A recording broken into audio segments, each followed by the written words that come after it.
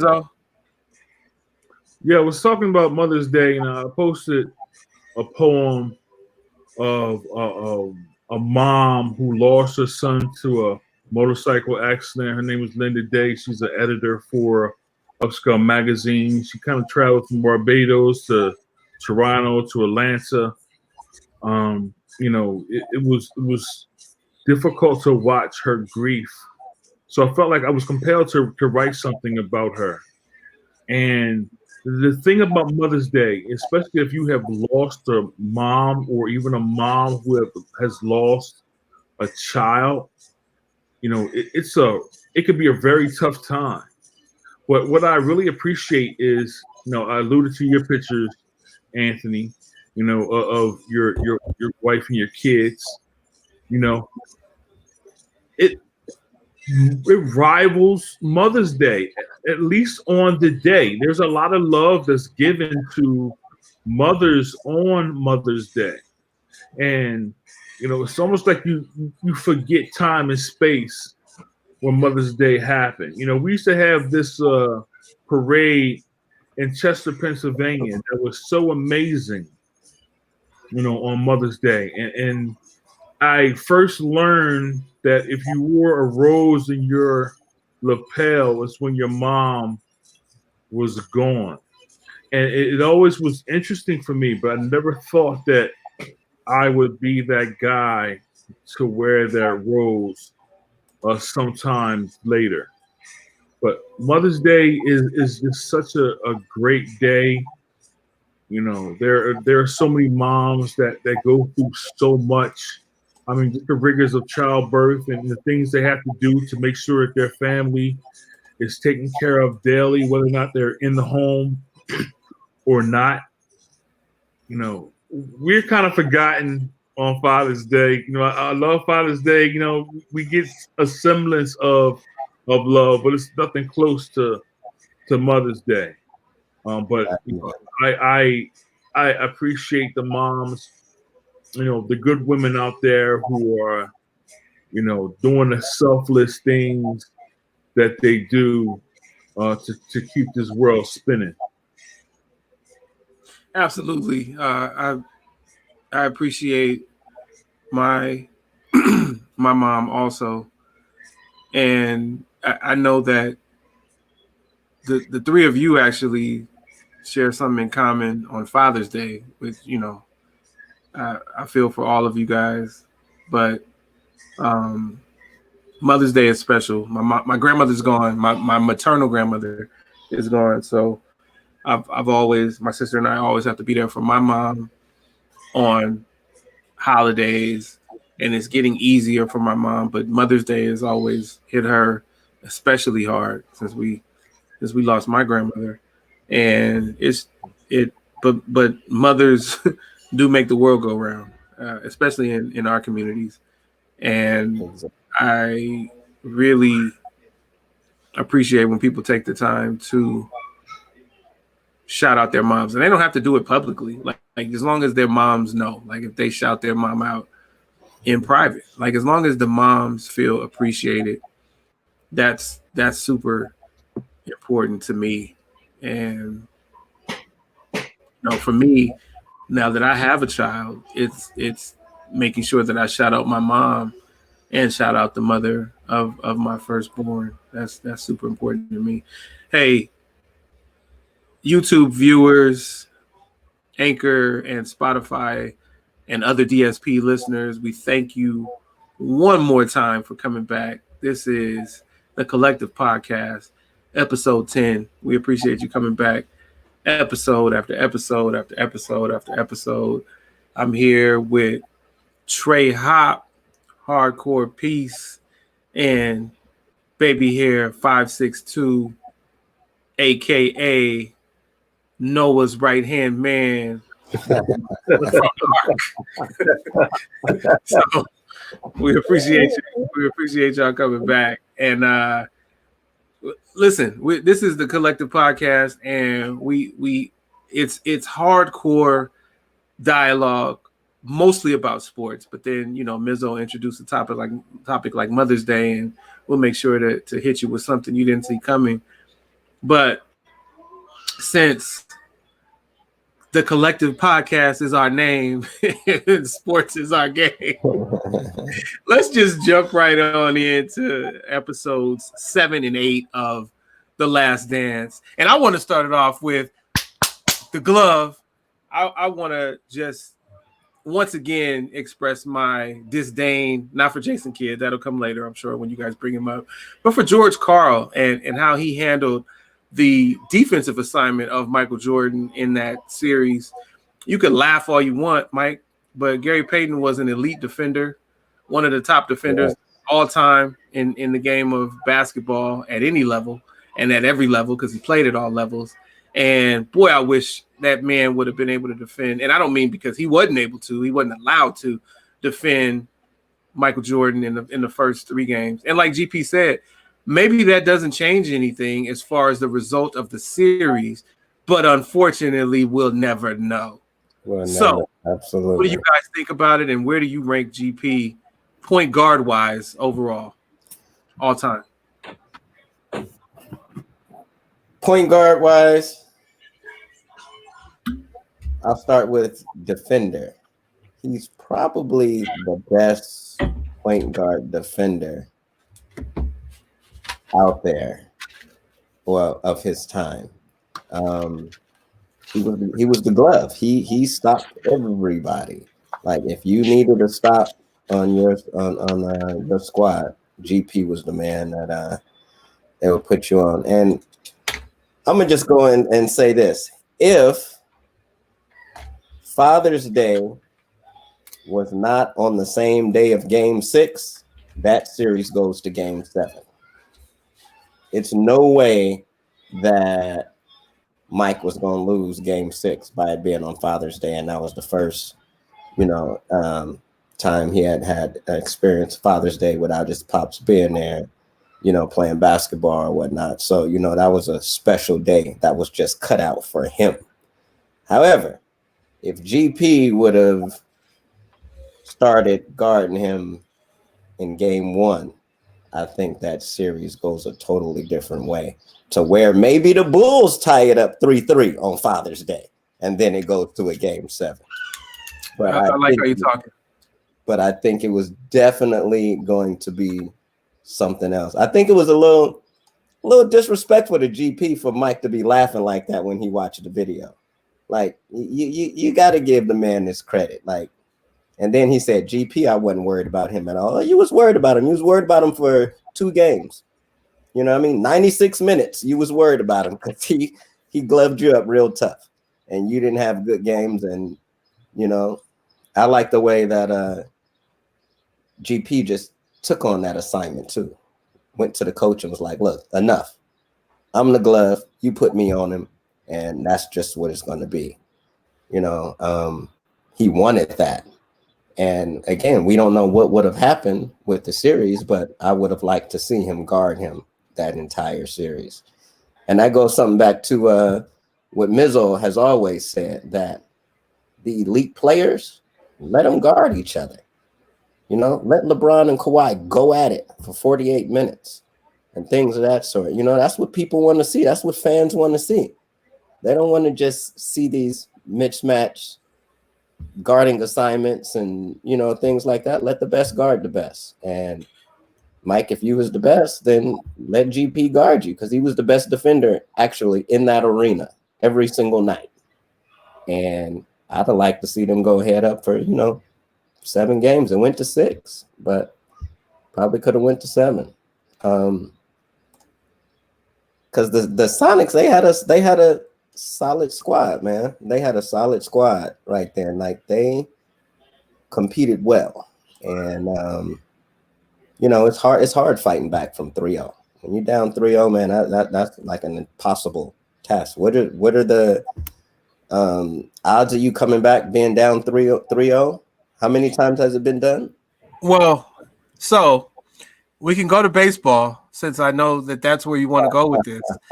And we can say that. Look, man. Look, man. I'm sorry. I thought that's what he was doing. He wanted to talk about baseball. I had to wear my hat because I was trying to kick the pro today. See, Mizzo, I wasn't even going there, brother. I wasn't even. My bad. I thought he wanted to talk about October 17th, October 18th, October 19th, and October 20th, 2000. My bad. I was wrong. Oh, man. But yeah, man, I would have definitely liked to see that because GP was the truth. I've had the pleasure. It took me 2 years to get GP on my show, and I was texting him weekly, sometimes daily. He would agree to a time, and all of a sudden it wouldn't happen. Finally got him on the show. It was a great show. It was during the finals. It was Golden State and Cleveland. I picked his brain, man, and we specifically talked about that picture that everybody sees, that photo of him and Mike face to face, and you see GP just not backing down. I called him Rubber Band Man. He used to do this thing where he would come down the floor and get to the rim, and it only seemed like he could physically do it, how he was stepping past and around. He had that spin move. I when I interviewed Clyde Frazier, I asked him this. I said, where do you rank yourself in the point guard pantheon? He said the top 10. Now, what separated me from these guys, you can compare me to a lot of guards offensively, but when you start talking defense, you can't compare anyone to me but Jordan and maybe a few others. So I was like, damn, who plays, or shall I say play defense? You had Gary Payton and Jason Kidd, who could do both. Stockton. The Magic was a phenomenal offensive player, but when you think of defense, you don't really think of Magic as a shutdown player. That's what separated me from most of the backcourt men in general. At times, I could control the game on both ends of the court. That is just very important that he says that, because once you say it in that kind of way, then you kind of see both ends of the floor. Anthony was talking about, who's number 3? If Clyde is saying he's in the top 10 overall, what is he, top 2 defensively? It's hard not to put him and Gary Payton and Jason Kidd almost as I'm talking about point guard. You would say guards, you're going to say Mike, you're going to say Kobe, you're going to say other guys. But Gary Payton at 6'4". No, I'm not going to say other guys. You're not going to say other guys, okay. But Gary Payton at 6'4", and as athletic and as wispy as he was, if you will, comparative to other guards, was just able to do things defensively that a few others could ever do, regardless of position. Right. We saw how many all defensive teams that he made. And he had a case for a couple defensive player of the year, during his time. And this was while Mike was in the game. I mean, he was just a phenomenal defensive player who raised Jason Kidd in that defensive mindset by pushing and challenging and beating up and berating and doing whatever he had to do to Jason Kidd to get him to understand what defense really is. I cannot say, like, people say Stockton. Why? People say Stockton because what Jerry Sloan is one of my favorite interviews. Okay. And what Jerry Sloan told me one time is, you got to understand that John Stockton's hands was so big and strong that, if he wanted to be flamboyant like Doc and palm the ball all the time, he could have done all that. His hands were that big, but it was Jerry Sloan was telling me it was a placement of his hands when he played defense. It gave him the ability to get steals in the pass lanes, but also as a one-on-one defender. Especially the fact that these dudes him and Malone played the pick and roll so well, so he knew how to defend it on the other end. I am one of the Stockton guys when it comes to defense. but I cannot above Kid, Frazier, and Gary Payton. It just doesn't seem feasible for me to do that. As great as he was, and people might say he was overrated defensively.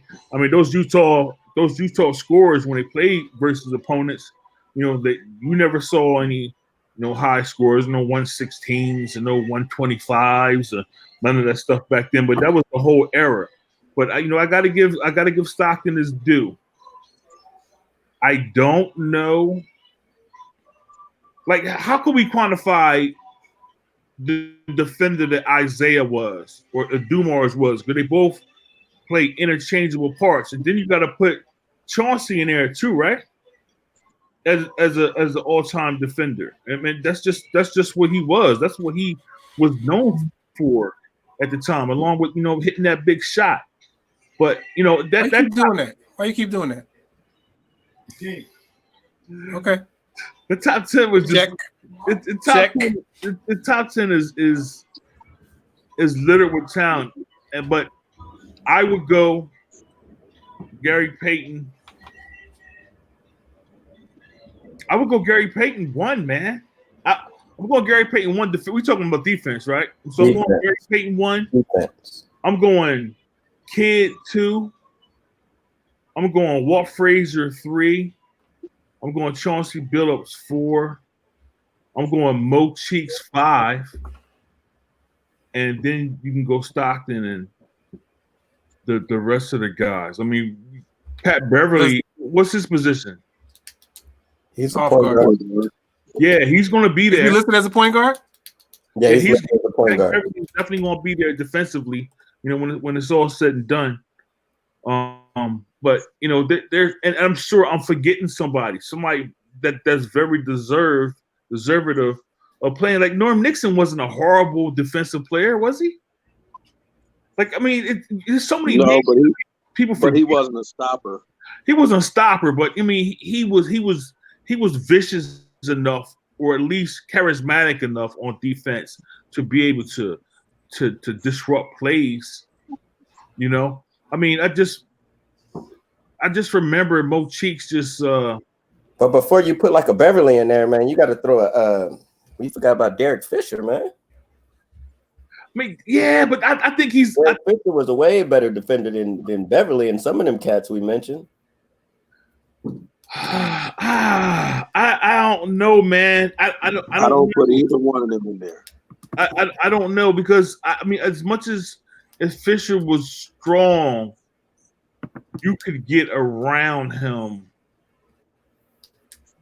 a little bit easier than some of the other guys. But see, that's what I'm saying. That's I'm glad you said Fisher, because like I told you guys I looked through history. I'm trying to find information that's going to provide facts for the listeners out there. Shout out to y'all. So when people say that John Stockton is a great defender, I look for the proof. And what makes John Stockton a better defender than, as you say, a Derek Fisher, or Patrick Beverly? There's going to be a lot of names that's going to be up there, but his arms and his hands was so strong. It was hard to get through him. Yeah, it was hard. It was hard to get through him. So I understand, his presence there. But I don't think anybody was as good as Gary Payton. I don't need. So I got a whole different list. You don't think GP up there? Not number one, not for me. Because I think with certain players, you can take more chances when you got certain other players around you. Oh boy. So I think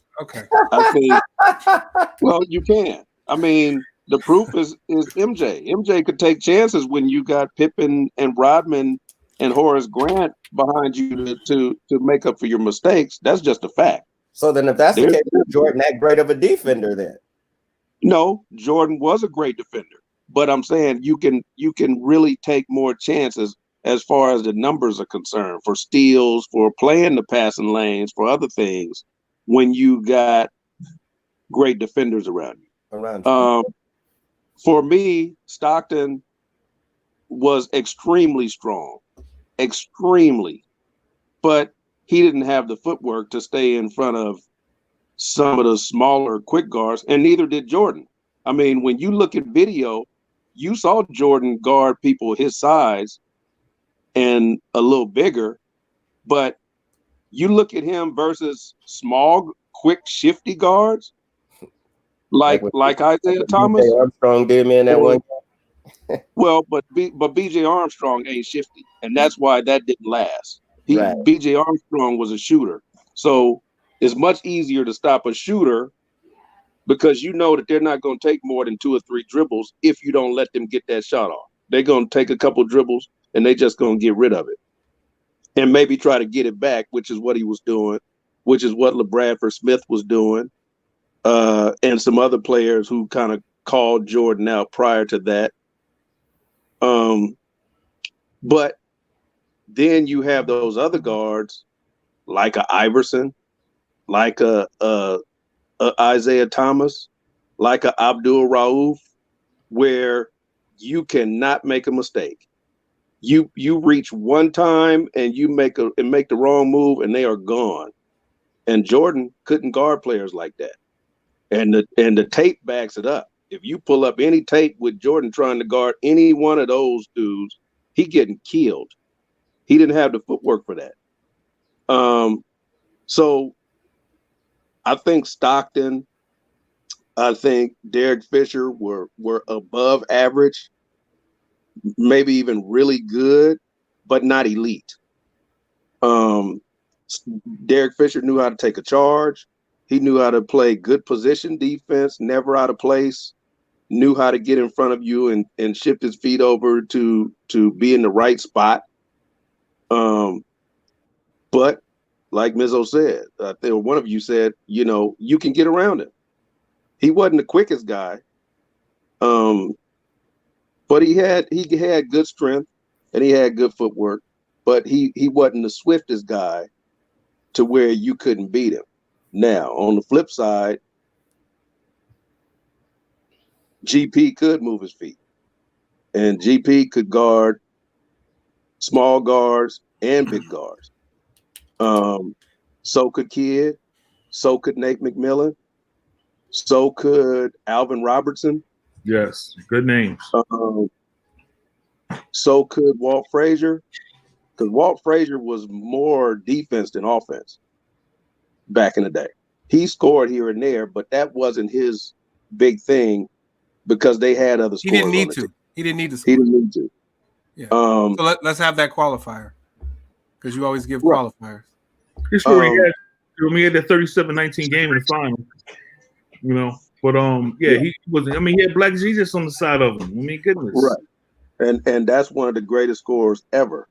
That no one mentions when they talk about the greatest scorers. I mean, Black Jesus could score on anybody.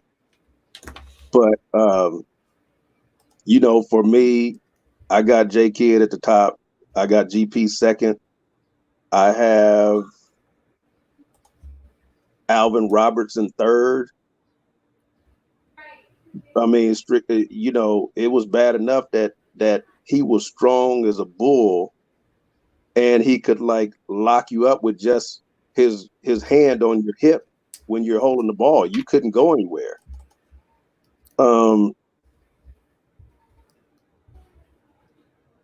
That's it. Then I would put Walt somewhere around 4th or 5th. Nate McMillan has to be in there. And then it's kind of awkward because they always listed Michael Cooper as a guard forward, but Michael Cooper directly backed up Magic. He was the only guy that backed up Magic with that amount of minutes. They tried Wes Matthews. They tried what was the other small guard? Eddie Johnson, former coach. They tried Eddie Johnson. They tried Wes Matthews. They tried some other guards. that always they always were on the team. They kept a contract and they were there for emergency. They got minutes, but they weren't back in Magic. They got garbage time because they always. Mm-hmm. Don't lose your train of thought. Shout out to Wes Matthews Sr., who Rod is talking about. Mm-hmm. When I won Ball Boy for a Night in 1988 against Dallas, the Lakers against Dallas.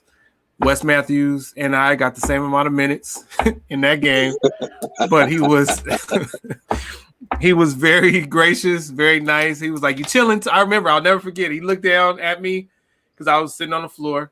He was like, "You chilling, Tone? You chilling?" And I'm like, "How can I not be? This is amazing. It's the playoffs, and I'm here. I'm on the floor with the Lakers. I'm chilling with you." But anyway, I just shout out to Wes, huh? You said playoffs. Playoffs. Yeah. All right, Rod. Go ahead, man. Just shout out to Wes Senior. But yeah, and don't get it twisted. Wes could ball. I mean, on another team, West is getting major minutes and doing some stuff, but for some reason, it was just really, I don't know, maybe it was because of the system that the Lakers ran, but it was just hard for them to ever find a guard that could back Magic up, that could keep the team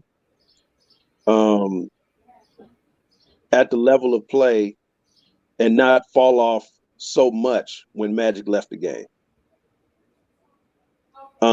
And I look at a lot of things overall. If we're ranking point guards, are we just ranking defense or just overall?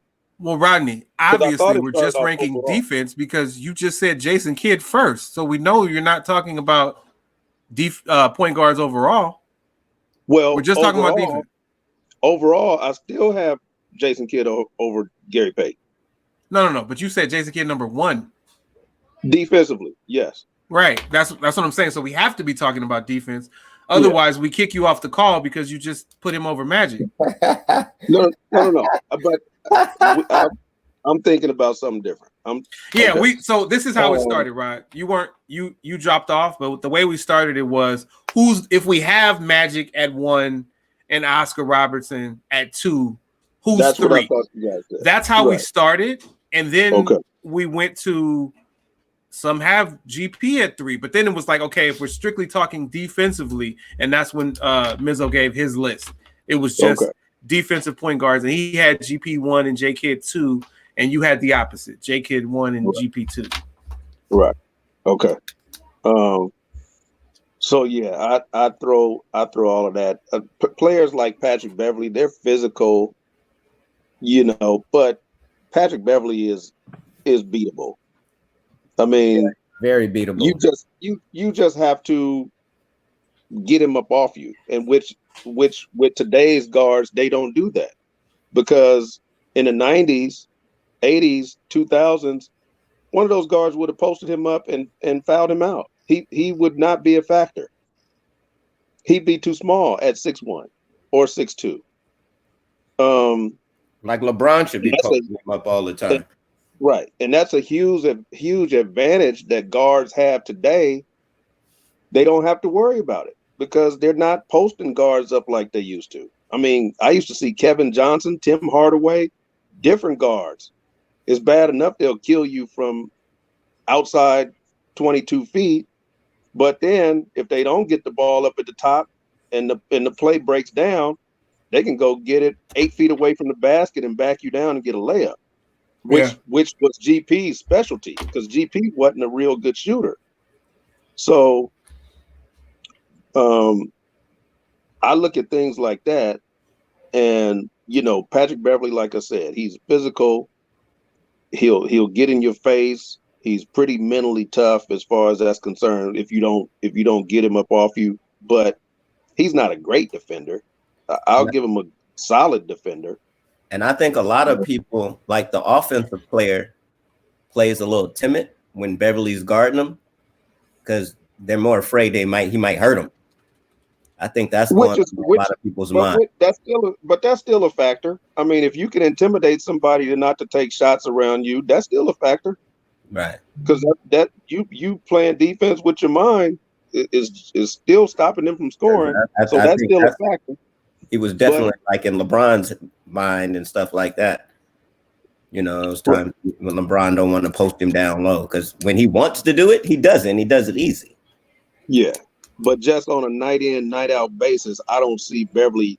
I think he gets up for the Lakers and LeBron more than anybody, and I don't think I see, in my opinion, see the same type of tenacity out of him every night. Whereas J Kidd or GP or some of the other guys never took a night off.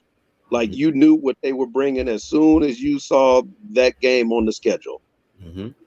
Oh, you know what? He's gonna have this dude shooting 3 for 11 tonight. Mm-hmm. I mean, you better have a repertoire. So, and I thought it was a slap in the face of GP too when I saw Jordan kind of grinning and he couldn't do this and I wasn't worried about him. He said I had other things on my mind. Yeah, I know you had Game 7 on your mind coming. That's what you had to have on your mind. I can only speak for me. It's hard for me to be thinking about other stuff when I'm on the floor being consumed with something. That's just for me. Mm-hmm. Maybe Jordan had his dad on his mind and couldn't get out of, I don't know. But for me, I mean, you caught up in the moment. It's hard for me to concentrate on two things at the same time. That big. You got a huge playoff game or a final and your dad passed away. I mean, like something starts to take a back seat at certain points. Right. I don't just catch a ball and say, oh, dang, my dad. Right. You know, and miss. If I'm on the bench, if it's halftime, you know, if there's a break in the action and not so much going on in my mind, yeah. But for me, and I'm gonna definitely watch that series over again. But for me, Seattle just had too many holes to plug. It's like a leaky ceiling when you got more than one hole in the roof. It's like, okay, you stuffed this one, and then this one is leaking over here. The problem, Rod. Go ahead. And the best guy that you got to fill that hole is filling the worst one. So it's like, okay, I got GP over here because I need him here. And now we're going to have a little switch in the scheme because they're doing this. It was all a counter. I mean, you know, that's why Karl switched it, because it was all a counter to what Chicago did. So they switched him after the third game. But the first and second game dictated they do something different. So I understood what Karl was doing a lot of times, and especially with Phil Jackson. If you look at any of his finals coaching strategies, he always kept Jordan off of the best shooter until the end of the fourth quarter, when he needed possessions and stops at the end of the game. Yeah, okay, but here's the problem. Here's where I vehemently disagree with you. So I agree with that, right? But you also have the triangle and the pieces that fit the triangle working for you, right? So there's your advantage with letting Jordan lay off defensively. Also, you have Scottie Pippen who can step in defensively. I don't agree with you, first of all, that Karl made a change for the third game. He didn't make the change until game 4, and it seems like his hand was forced. So if you do understand what Karl was doing in the first 3 games in 1998, where Gary Payton had plenty of games where he was the offensive output and also the defensive stopper.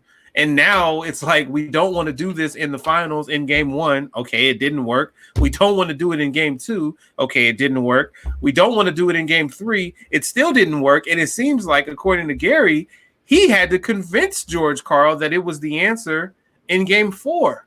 The series is done at that point. Like as of 1998, no one in any sport had come back from 3-0. Okay, I'll leave you alone, Mizzo. As of 1998, no one had done that.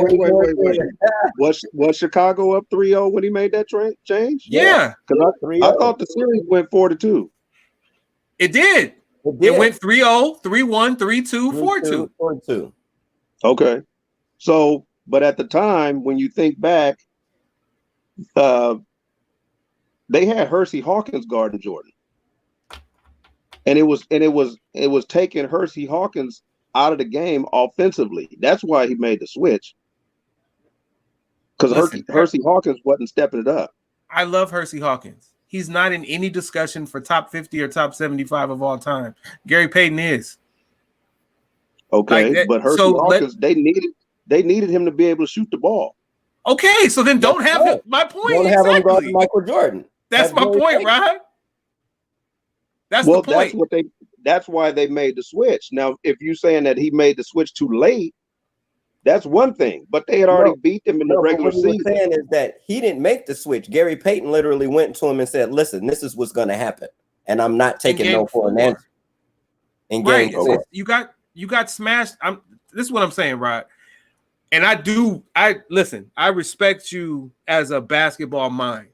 But what I'm saying is and George Karl is a basketball mind. I just think that it's wrong to have an all-time defensive great, who's also an all-time great, but an all-time defensive great guarding anybody other than the all-time great in the finals. You didn't that should be his assignment.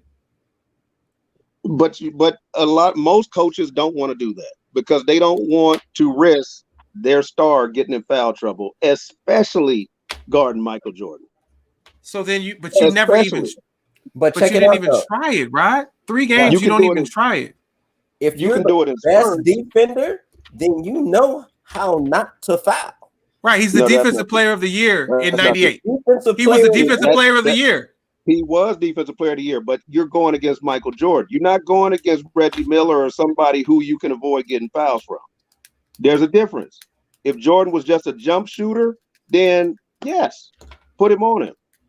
There's less likely him going to the basket and drawing a foul. But Michael Jordan knew how to draw fouls.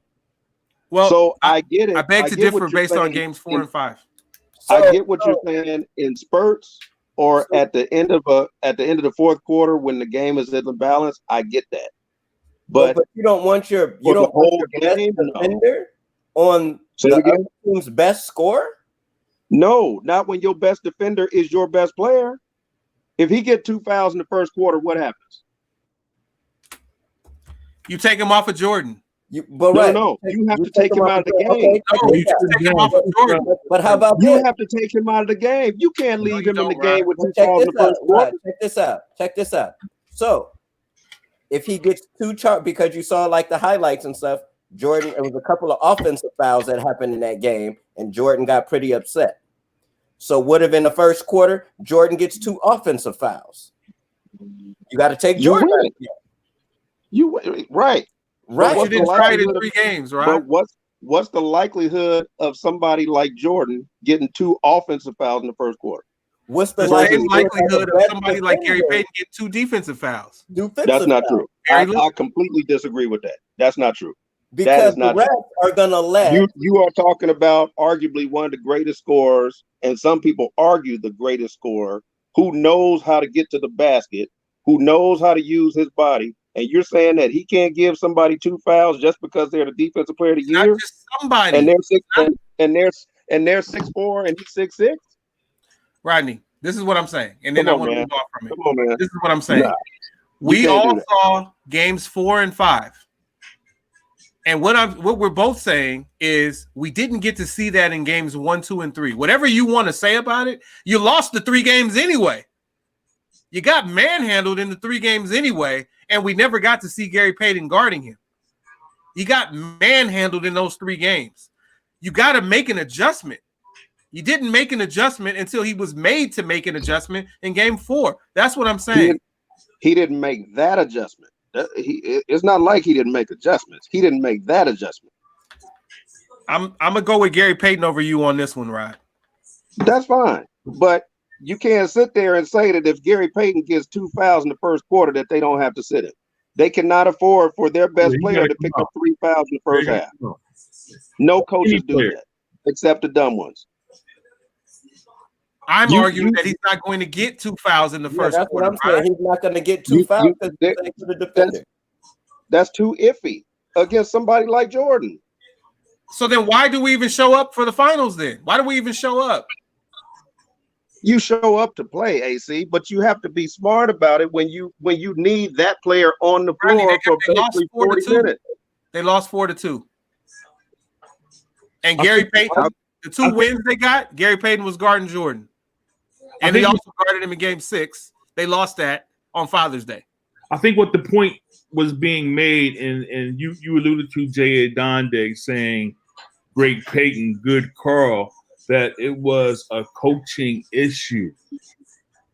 Yeah. Because if you remember, you're saying just overall getting out coached. Getting out coached, yeah. Because if you remember the early 93 to 95, it was Phoenix. And Phoenix even dominated Seattle with Barkley. Barkley getting triple doubles in the semifinals in the conference finals against the Supersonics, but they began to take over, with the emergence of Sean Kemp as a basketball player. They began to ascend. That Shred was on the team too, right? Yes. Yes. Oh my gosh, they had a ridiculous defensive team, and it had a squad. Well, but Detlef couldn't guard guards. He couldn't guard guards, yeah. But I'm just talking about he's 6'11", but they didn't have, besides Nate McMillan and Gary Payton, they didn't have any other perimeter defenders. Right. Perimeter defenders. No, they need them. They can't afford to lose either one of them. They need both of them. Hersey Hawkins couldn't guard a mop bucket. Neither could Detlef. If you don't try, you have no chance at winning. And they didn't try that matchup the first 3 games, and they had no chance at winning. I will say they tried it a game too late. 1 game too late. The first 2, you don't know what's going to happen. No, Rod, they didn't try it until game 4. You're missing I just said they tried it a game too late, which means that they should have done it in game 3.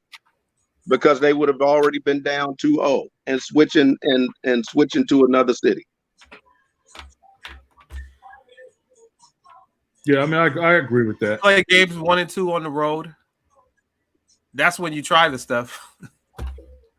I don't think so. You try to steal one. All right. Well, anyway, so Gary Payton, Jason Kidd, Trey, you want to weigh in on it defensively? I went first. Oh, what'd you say? Been a long time. Sorry. I said GP. I said that he was the best. He was the best defender. You did say that. You didn't give a list. You just gave GP. I agree with that. And I'm going to say this. I love the fact that Gary Payton's dad.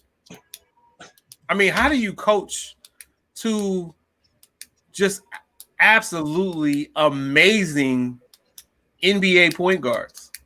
Like, and that's what Gary Payton's dad did. Like that's just so shout out to him. Yeah. Shout out to him. Shout out to Gary Payton. This is one time when I will not express disdain for Jason Kidd. We'll just shout him out. Phenomenal cat from the Bay. Just did it on both sides of the floor and did it well and got some teams to where they shouldn't have gotten. So I appreciate him for that. I think that Gary Payton is definitely the best of all of those not named Magic and Oscar. As far as I saw play, I thought it was Gary Payton, and he was definitely a favorite of mine to watch. And I would have liked to see them handle that series differently. They didn't. And Rod, it's all speculation, and I get what you're saying, and I definitely get what you're saying. In 2020, I know that for now, definitely they don't have the best player guard, the best player for any amount of time. It's spurts for sure. I just felt like 98 was different. It was a different world for me with seeing Gary Payton not guarding Jordan, and I said it then. Like I was a much younger man then, but I was puzzled by it. I was troubled by it. And this is from someone who, went against Jordan in, every time he laced him up, starting in May of 1991 or whatever it was, June of 1991. I went against him for the rest of his career because of what he did to us. And I had cheered for him before that. And I felt like the Sonics had a better chance with Gary Payton leading them on offense and leading them on defense. Mm-hmm. But I could be wrong. That's just my feeling. So I want to say that. What else did you guys take away from episodes 7 and 8 of The Last Dance? Did we get to know Jordan any better? Did we get to know anything else? No. The whole thing about his dad was hard to watch. I even thought that they even took some of the emotion out with the words and the kind of narrative that they used. It was almost like it wasn't even a murder. Just the way they discussed it. That's Mike notwithstanding. Obviously, when he spoke about it, it was a different thing, and his brothers and his mom. But his mom, that was tough because it took you back. It took you back to seeing that car with the windows out, and the search. Remember the search? It was like 2-3 weeks. It was whole thing, and you almost knew that he was gone, but you were like hoping that they would find him alive because of this great story.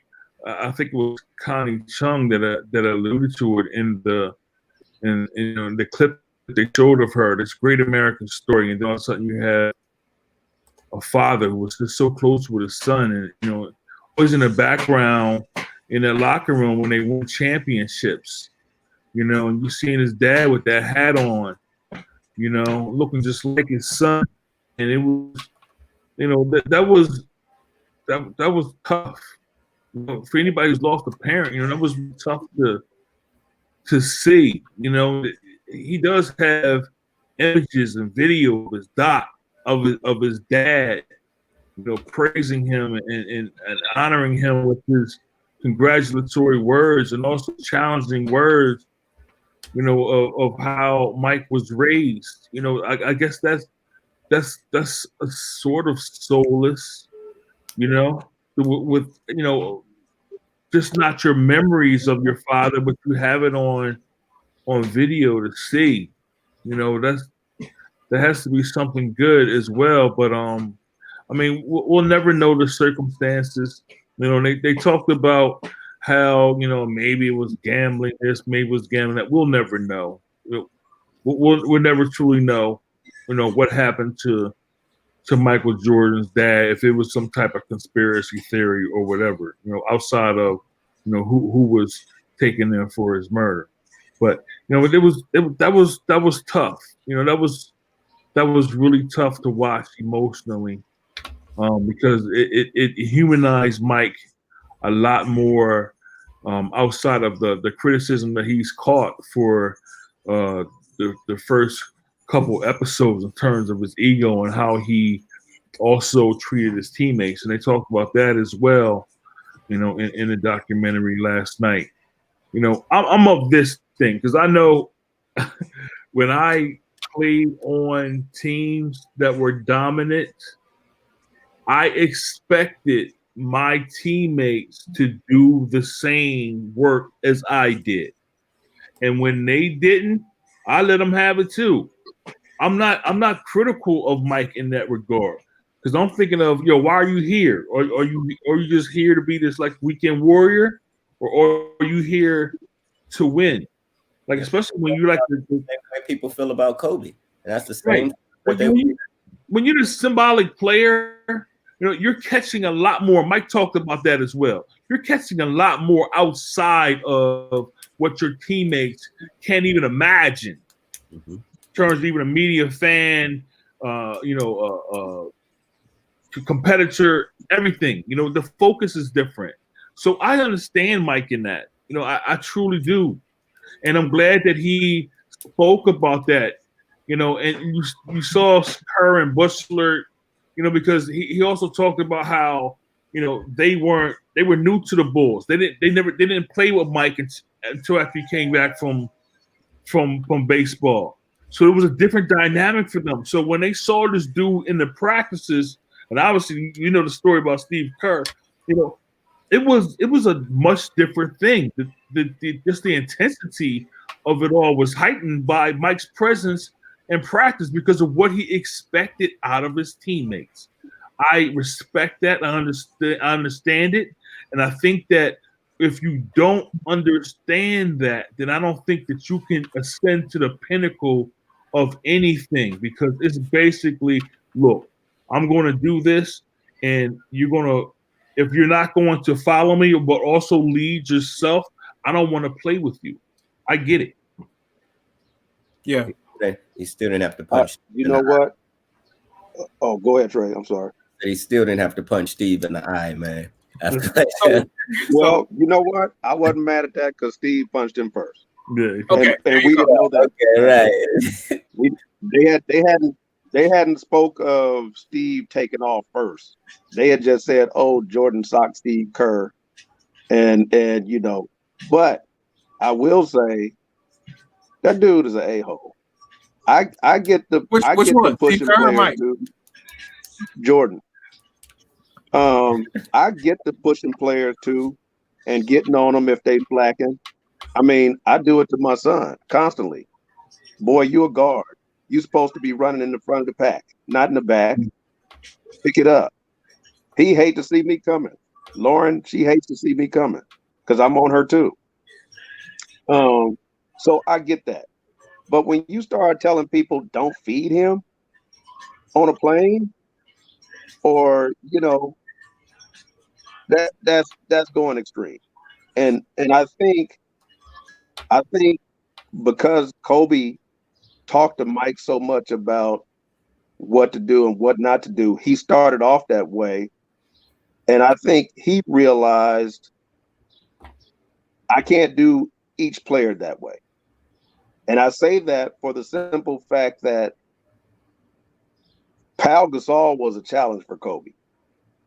Mm-hmm. Kobe understood that he needed Pau. And as much as people were talking about trade this dude, he's a bum, he just collecting a check, he don't want to play hard anymore, he's soft, he getting dunked on hard by Blake Griffin and getting pushed down and smacked in the face, and he ain't contested anything. I mean, people were hard on Gasol. I was one of them. I'm like, this dude, he's done. His heart is not in it. He does not want to play. Kobe was basically the only one that said, hey, this is my teammate. I'm riding with him no matter what, publicly and privately. Mm-hmm. And so he realized that certain players you can push, especially players coming from the outside. Now, you know, with the Dwight Howard situation, you know, he's like, hey, he ain't won nothing. He needs to come and work. Like, we've been winning over here. He's coming in. I got that. And Kobe took more of the Phil Jackson approach, which is, oh, when the media asks me questions, I'm gonna just let them know he ain't playing worth nothing. And then they're gonna question you, and it might cause some little friction. But now all eyes are on you to see if Kobe's telling the truth. How you respond? respond? Right. Phil Jackson used to do the same thing. Always. Mm-hmm. Always did that. Throw a little jab stuff. Yeah. Throw little media jabs out there. You know, with Scotty, with Horace, with Dennis. He always did it. And normally they stepped up. So, you know, I'm not mad at if you're doing a little rookie hazing, or if you need to get on one of your players because they're slacking, but feeling like you got to punk everybody who's on your team. That's not the way to see how tough they're going to be in the playoffs. That's a lame excuse, because there are a lot of players who are great practice players, like the Lakers had with the guy who they always show Kobe bowing him in the chest, telling him to get his hands off of him. The little European guard that they used to call the Machine. Was it not Vlade? No, the guard. The guard. Was it Sasha? Sasha? Yeah. Yeah. So yeah. they called him the Machine because he knocks down every shot in practice. Could he do that in games? Never. Never. I mean, I always tell people I would have been afraid to see Kobe had he had any shooters. Because when we look at the roster of who he had around him, he didn't have shooters like Jordan and LeBron were blessed with some of the best shooters in the game. I mean, Paxson, Steve Kerr, Judd Bushler. You're talking about some of the greatest three-point shooters in the history of the NBA. LeBron with Ray Allen, Mike Miller, some of the greatest shooters in the history of the NBA. Kobe had Glenn Rice early, and he left. He had Brian Shaw early. He left. After that, nothing. So people will say, well, what about Robert Horry? He hit big shots, but he wasn't a shooter. He was streaky. But a player like Steve Kerr, you can't ever leave him. When you go into a game plan and you say, hey, who can we use to double off this guy? You could never leave Steve Kerr or John Paxson or players on that level. So I would have really been scared to see Reggie Miller, same thing, Ray Allen, Dale Ellis. Thank you. I love you. You know, you can't leave players like that, and it opens the floor for more room. So right. We're talking about a player like Kobe having less room to operate than some of the other players. Right. I mean, you give him you stretch the floor for him, his field goal percentage goes higher because you can't double off and help. But just getting back to Jordan, you know, I just took it as he was a jerk, man. That was my opinion then, and it just confirmed it now. And then he kind of got bothered when they brought up the rumors about his dad and his gambling.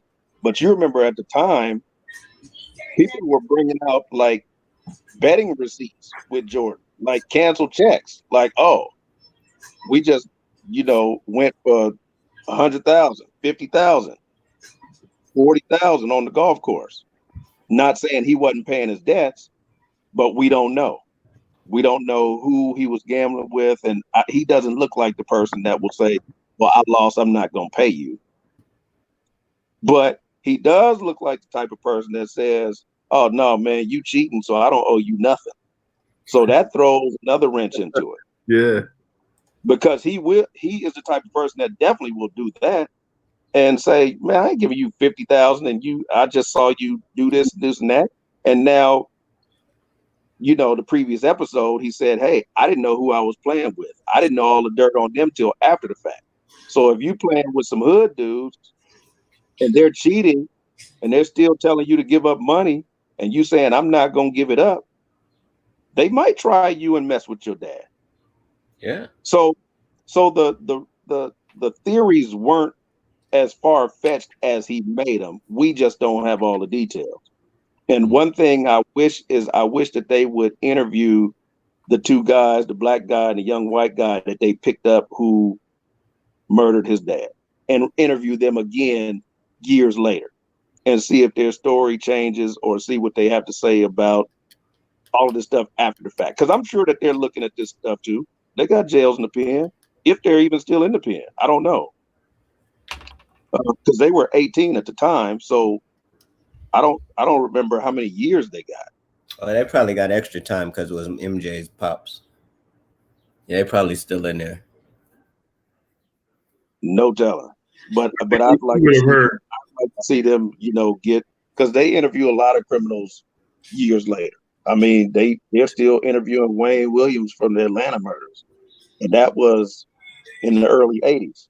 So, it's not something that couldn't be doable. I would just like to hear their story around this time versus what they said when they were 18. Mm-hmm. Yeah.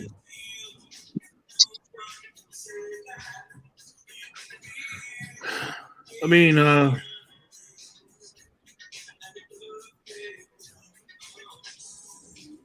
it's a hard subject to talk about, because if it does come out that it was because of his son gambling, I mean, it's like a horrible stain, right? Yeah.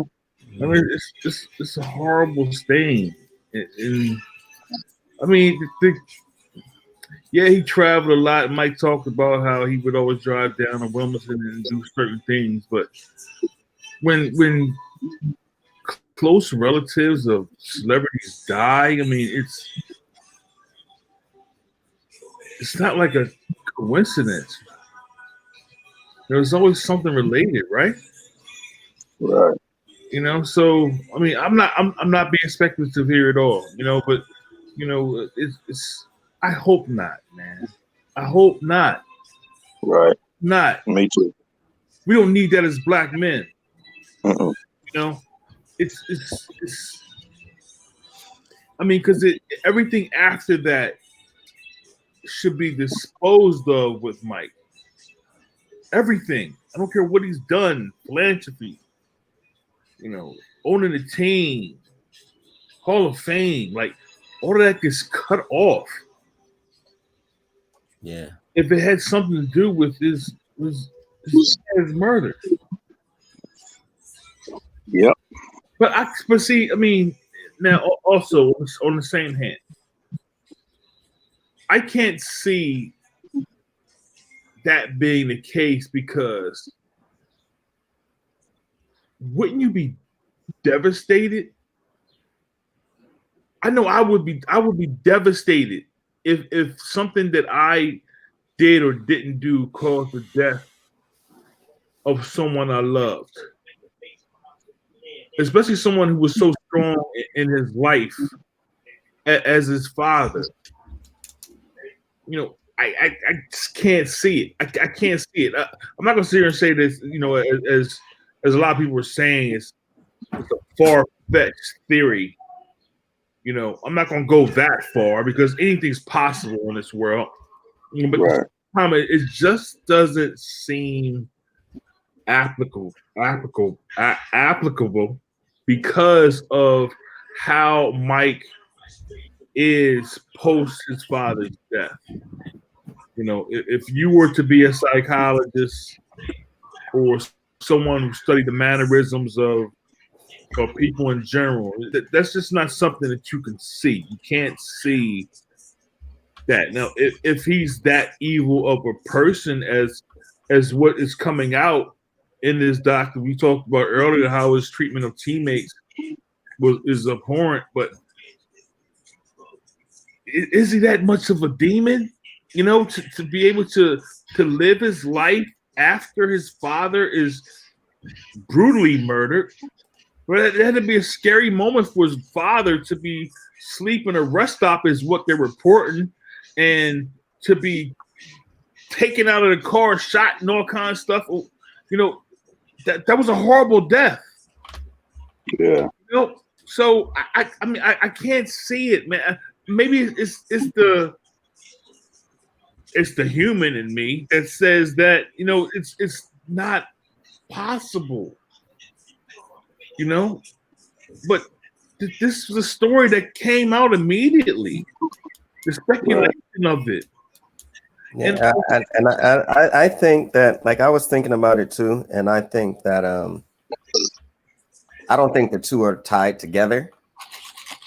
Reason being is when they showed the car, like if you're going to do something and somebody has a hit out on somebody, I think, this is me personally, I think that they're just going to make that happen and be done with the situation. But like when they found the car, I noticed on that Lexus, they stripped it down when I tell you. Like they took the emblem, the emblem off the back. When I saw the emblems off the car, I was like, no, this has nothing to do with this. Was some common thief stuff, you know. So, but I didn't understand why it was vandalized like that. I mean, strip it down. You know, I mean, the key is in there. You could take that and go park it in somebody's garage and just get what you want. Take it to a chop shop. The guys were from the area. Well, so it's just a lot of things puzzling to me. And when it first came out, I definitely didn't believe it was from him gambling. Because I'm like, this dude is multi-millionaire. He can pay any gambling debt he wanted. But it wasn't until last night where I kind of felt like, you know, he was dismissing some of them too quickly. Because of what was out there and because of the possibilities, you know, like I said, you just never know with people. I mean, we can put our hopes into some of these superstars where it's like, oh, they wouldn't do nothing like that, or they wouldn't be involved like that. And then bam, you turn around the next day and it's, dang, why he make me out of a lie? Right. Or why she make me out of a lie? And then it's like, I mean, I hope for the best for Marion Jones when I was hearing all that crazy stuff. And you know, all kind of stuff started coming out after that. Mm-hmm. So you just don't know.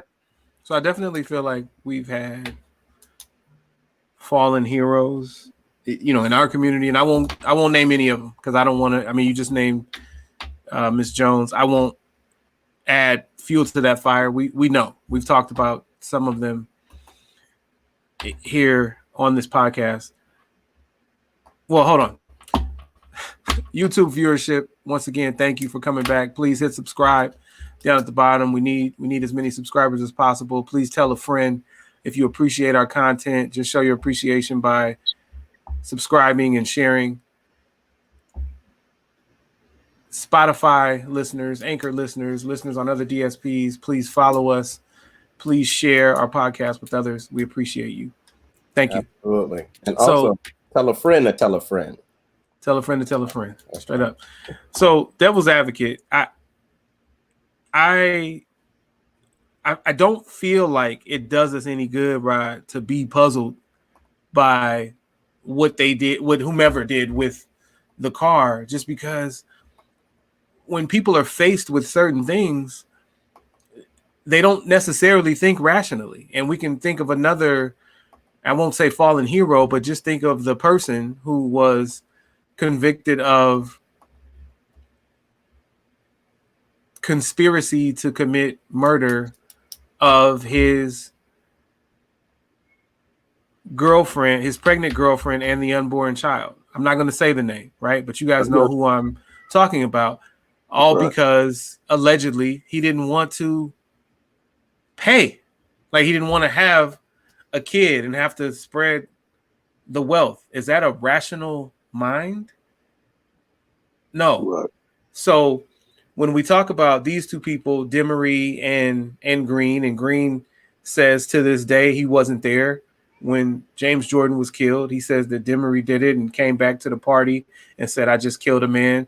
Please help me dispose of the body.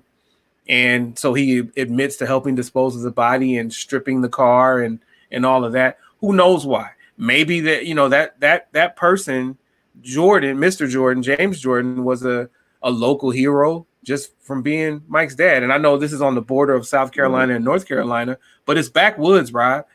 Yeah. No. We that was just my personal thinking. No, I got you.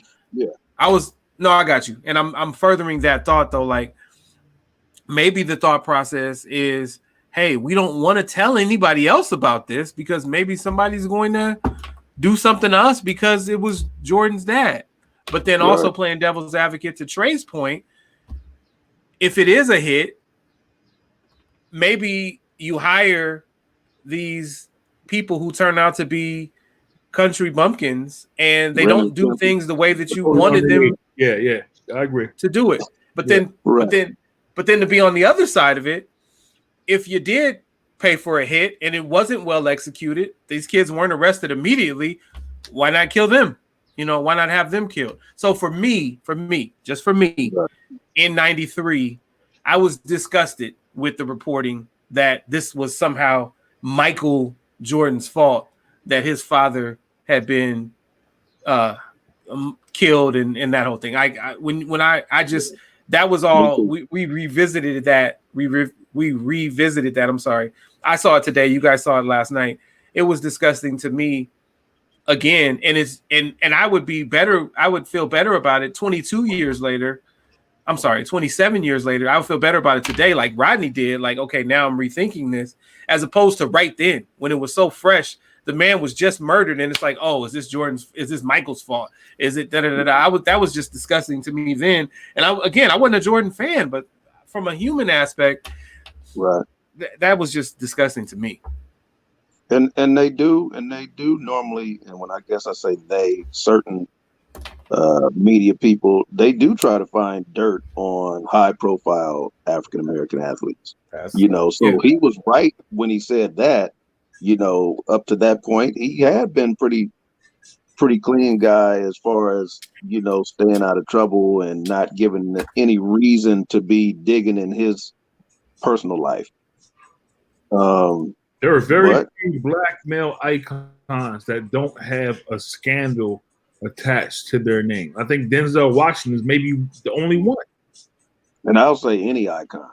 They just dig for black icons a little faster, but I don't know many who don't have something. I mean, sometimes I listen to these. I was listening to John Witherspoon, rest in peace, and he was being interviewed by Jamie Foxx on the Foxhole radio that Jamie Foxx used to have. And he's giving all these, he's dropping names and giving all these big time, high profile white celebrities who just, snorted mountains of cocaine, he said. Did all kind of crazy stuff. And Jamie Foxx is like, you really calling out names? He's like, yeah. But Jamie was like, well, you telling on everybody. Did you do anything? He was like, well, I wasn't going to let all that go to waste, Jamie. I did it too. Yeah. So he wasn't just throwing people out there and making himself look squeaky clean, but he threw some really high profile names out there. And these are people that the media didn't go after. They just kind of, hey, this is a great actor and they have a nice family and they do this for the community and that for the community and they give to charity and leave it at that. Yeah. He gave him a Charlie Sheen sign over. Yeah. I definitely think it's few and far between, and I think that you had a tough time naming black celebrities, black male celebrities that, and I know you Rodney, you changed it to everybody, but just the black male celebrities that probably went through untainted back in the day. Like if we're talking about basketball, I don't think David Robinson ever had anything. He probably got through unscathed. And then if we think about now, if it's specifically about black actors, think about it. I could be wrong, but I don't think there's been anything about Sterling or Don Cheadle. We're talking about iconic people, though. Like iconic. Okay, Don Cheadle. Icons out there. So not Sterling yet, but Don Cheadle is an icon, right? No? Ice Cube. Ice Cube?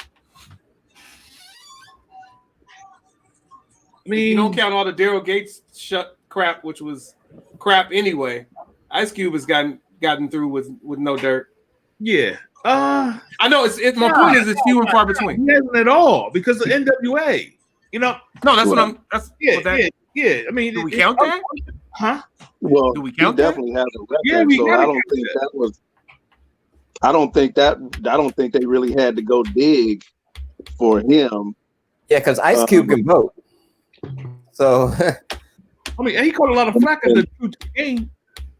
And digging Ice Cube actually helps him with the whole NWA thing. I don't think it will be bad press for him, but for Don Cheadle, I could see where it could be bad press, or Sterling Brown or some others.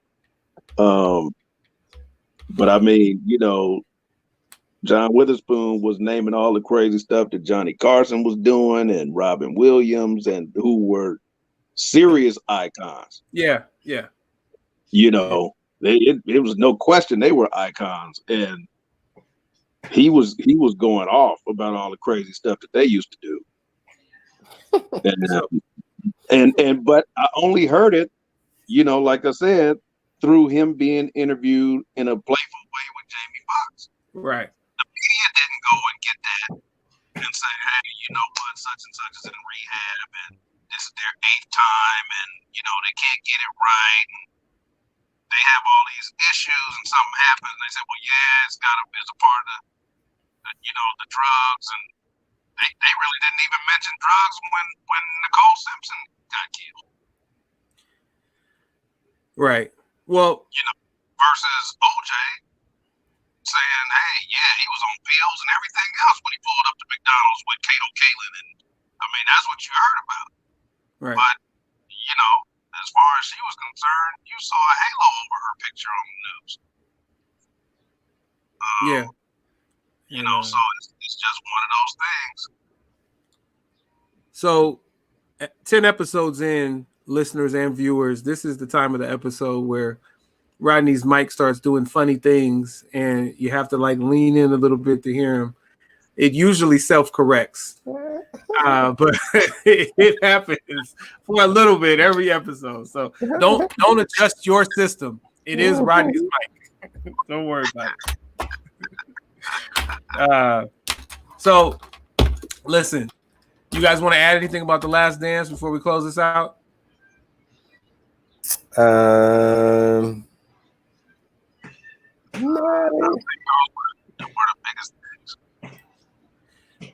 Okay, I got one thing I thought was really great, and I've heard Chris Don Johnson talk about this in the past, maybe others too, but I've definitely heard Chris talk about it, and it was the Jordan Dome, as they call it, or the Space Jam court, Space Jam lot, whatever you heard it as.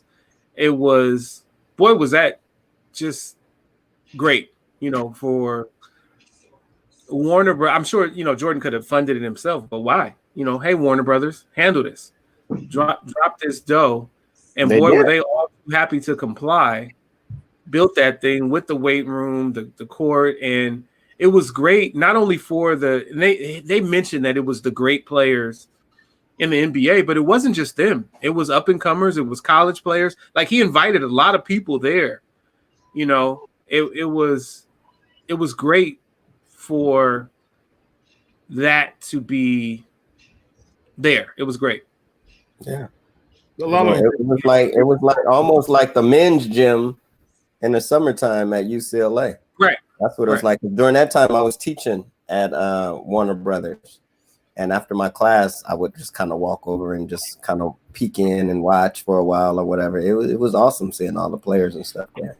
So what you guys don't understand about this dude over here, Trey Hop, is he has the distinction of, and when we talk about men's gym, we're talking about my alma mater, UCLA, upstairs, where for decades, the NBA greats and college greats would spend summers playing pickup, super competitive, ultra competitive pickup in a gym, just straight up. It's been taken over by Rico Hines, who is another UCLA alum. He manages the pickup ball that's played there. But what I want to say about Trey Hop is he has the distinction of having worked at Warner Brothers and also worked at UCLA teaching. This dude, legendary. I know you guys don't know this. He hasn't mentioned it, but legendary dance instructor. Did a lot with the legendary Madonna Grimes, and really helped her continue to establish herself as an all-time great. And I want to say that his earliest superstar client was MC Lyte, right? Yeah. Yeah. Still a good friend of mine. Yeah. So shout out to Trey Hop, legendary dance instructor. Yeah. So yeah, he had Warner Brothers and he worked at the Wooden Center, so right across the way from Men's Gym. But yeah, so I thought it was great that they had that set up, the Jordan Dome. It was great for everybody involved. It was great for him to help enhance his comeback, and it was great for those players to have that situation. You know, for those of them, some of them were in the movie, but those that weren't were just able to play there. And even if you weren't in LA, you came there and played, and I think that influenced Jordan having his camp pretty close to there, well, a little further north, but in Santa Barbara. So thank you again for tuning in to episode 10. We appreciate you immensely. Like Trey said, tell a friend to tell a friend. Thank you for coming to watch us. Thank you for coming to listen to us. Please continue to support. We appreciate you. We hope that we're delivering the content that you want to see, delivering the content that you want to hear. Thank you. And now we go to the closeout. So let's start them off, Trey Hop. I just want to say, thank everybody out there for listening in with us. Next, I want to say, as we start to open this town back up, I want everybody to be cautious still. This whole COVID thing is not over. It is now nowhere near over. Just because you get a little leeway, don't go too crazy with it. Still stay safe. Keep your mask on. Practice social distancing. And if you don't do it for yourself, do it for the elders in your family. All right? Because they deserve it and they appreciate it. And stay safe, everyone. Again, thank you guys for listening to us. We really appreciate it, each and every one of you. Stay safe. Any moms out there, happy Mother's Day to you. We appreciate you. Hardcore peace. Thanks, Trey. Yep.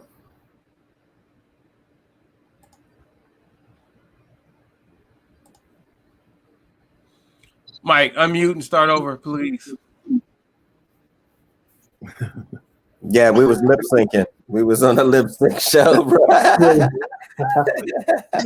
I like to follow what Trey was saying. Shout out to the moms. Yesterday, I would be remiss if I didn't mention my son Gaston's fiance, Sarah Beth, who just delivered, my second grandbaby, and I'm so proud of her. There were complications, as you guys know, and you guys know and probably could tell from the way I was speaking that how stressed I was around that time. And I apologize for that. I know I appear a lot more calmer than I was, pre my granddaughter Novea's birth. But I'm so proud of Sarah Beth. I'm so proud of how she handled this.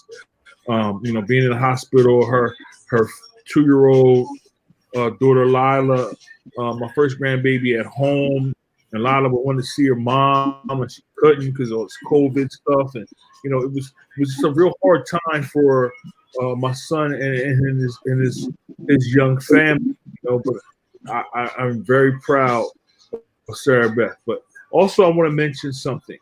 As we were talking, I was getting some texts from my boy Matt Maurer, and Matt Maurer, you know how we've all started, like AC, how you met me and him on my site and started File blog, whatever you want to call it. There was also a guy who had something called the Draft Review. Okay, and this guy has done so much extensive work on the NBA draft, going way back. I didn't know that he is just a couple miles from me up the road in Delaware. So we've become, fast friends through that. and he's having debate on his page right now about what you can't talk about. You can't talk about UCLA basketball, Boston Celtics basketball, and Michael Jordan's Bulls. What's his name? Matt Mauer. I mean, if you guys are willing to have him on the show, he can discuss further. But this guy is just a brilliant dude. And I'm only shouting him out because he was texting as we were talking. But the main thing is there's so many people out there that we come across in this basketball world, that offers something unique and add to the knowledge that we had of this game, this lovely game, this game that we love and adore so much and so spirited about it that we can sit here and discuss a documentary for 2 and 3 hours at times. Now, when we almost had to cut it off, before we continue to talk about it. We could probably talk about it 4 or 5, 6 hours if we're sitting here, doing this show. But there were so many friends out there that I have, and I want to shout out all of them. I love y'all. I appreciate all the hard work that you're doing.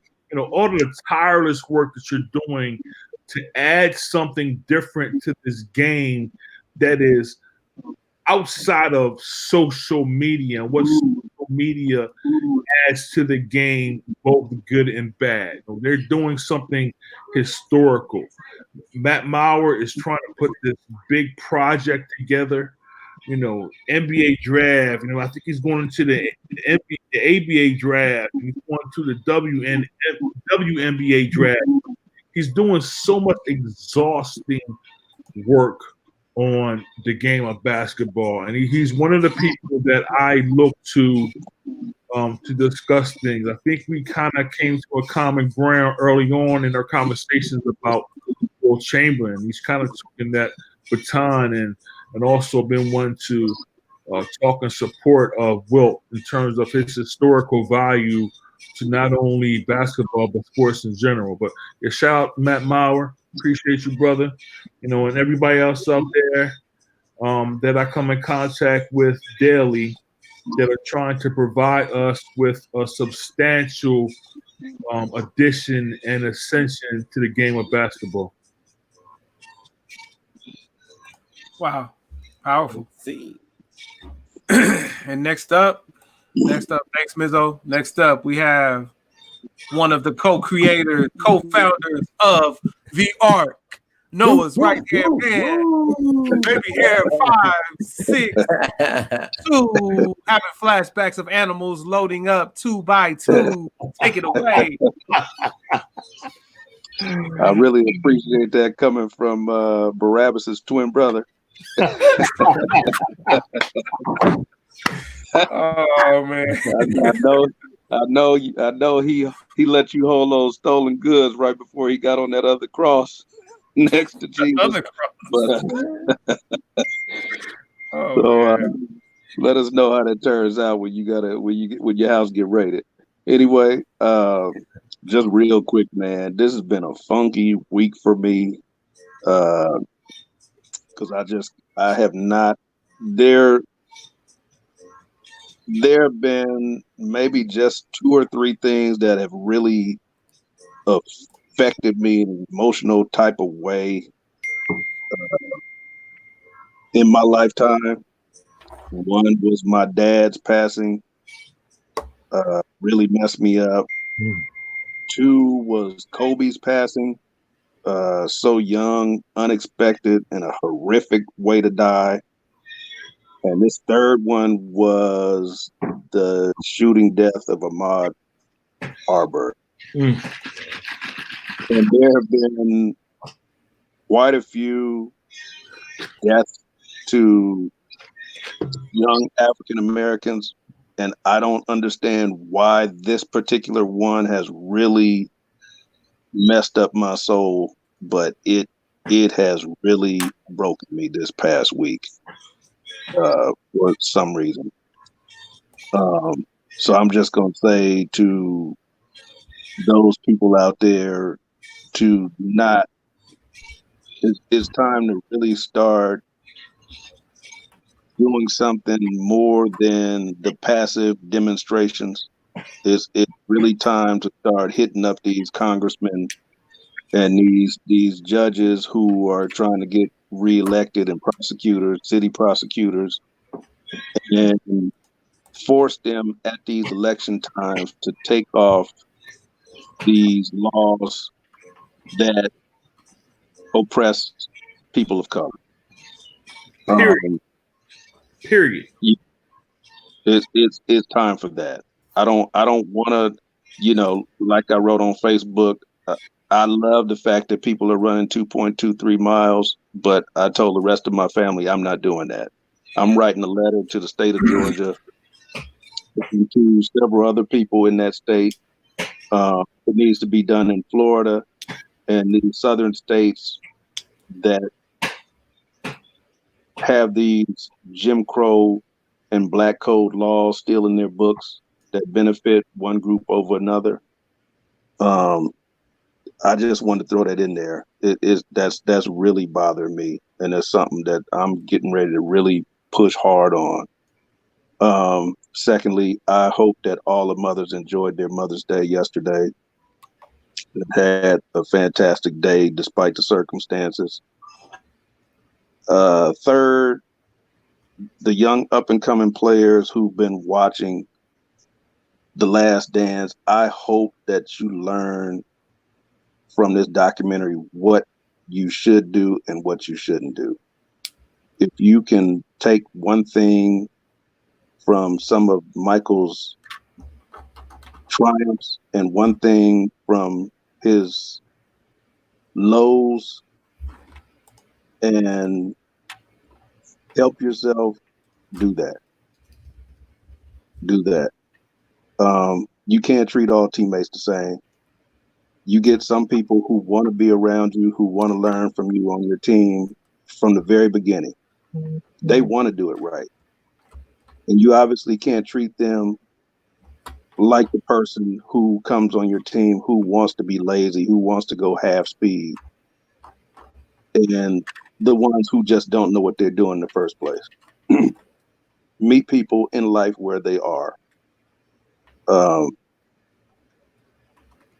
Next, and last final point, you guys that are listening, stay tuned, stay with us.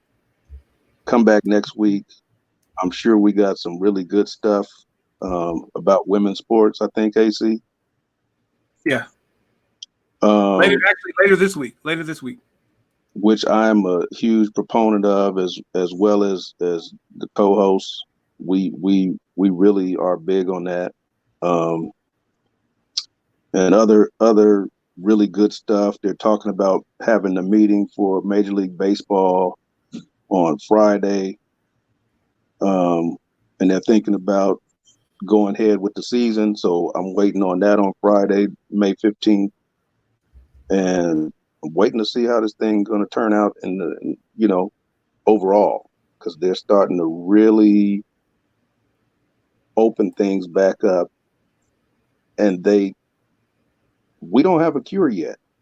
So don't get ahead of yourself and feel like everything is cool because they open up a salon or a golf course. Or because you feel like this is a government conspiracy, or you feel like the virus isn't real, or some of the other things that I hear on social media. People are dying, whether you like it or not. And there's no cure. So protect yourself and protect your children. And if you can't do either one of those, at least have respect for others. Be safe.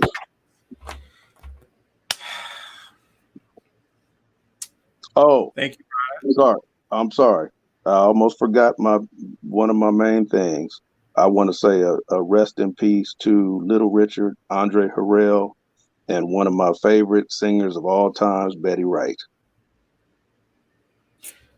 Got it. Rest in peace. 3 people in 2 days. Brianna and I did a lyrical breakdown of whatever the title of the song is. Tonight is the night is. I don't think that's the actual title.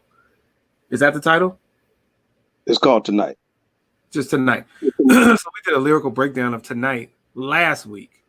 Just wow. We broke it down and talked about how on the one hand amazing it was, but like how old was she, is what Brianna wanted to talk about when she's narrating this song. Tonight is the night you make me a woman. Rest in peace, absolutely, to all three of them. Rest in peace to people passing because of complications from COVID-19. Rest in peace to anyone else who's lost a loved one, really for any reason. Rodney talked about the outcry over Ahmaud Arbery, and he mentioned the 2.3 miles and how we have to do more. And I agree, we do have to do more. I will say this as a disclaimer: I did run the 2.3. Rodney's wife also ran the 2.23. We planned to do it together. I did it outside. She did it on the treadmill, but she appreciated that I looped her into that because she didn't know about it. And so she did that. And I will say that just as letters and phone calls would be going out of Rodney's household, phone calls have already begun from my household, actually well before the 2.23 miles on Friday. We do just have to do more. There just needs to be more. But I think that one of the reasons that this hit me so hard is that he was just jogging. And I know that people lose their lives all the time because of whatever threat the police deem there is. But this had nothing to do with the police. Even when these people talk about why they chased this man down, even the first prosecutor, he did nothing wrong because the suspect, he's not an effing suspect. He's a man minding his business. No, there was no police involvement. These are people. This is George Zimmerman. This is George Zimmerman again. Yeah. And this is not even quote unquote stand your ground, because this man is running away from you. He's ignoring you when you say, we want to talk to you. Who are you wanting to talk to me? I don't know you. I don't want to talk to you. And what's terrifying, especially for my mom, is that I jog quite a bit. I run, Before this, I was running 5 miles a day outside, or 5+ miles a day outside. I've had to scale it back quite a bit just because I'm really terrified to go outside just in general. Now I'm not scared of being shot down, but now I have to think twice because I run at night a lot and I'm running on a trail. But if somebody gets the wrong idea on that trail, I could be done. And I've seen the hashtag. I saw it from Sterling yesterday. Actually, it was on Rodney's wall, and I saw, hashtag he was just jogging. I just posted it here as a banner on our podcast. And that's something that I do quite often. And I don't get involved with the police. I know how to deal with the police just because of where and when I grew up.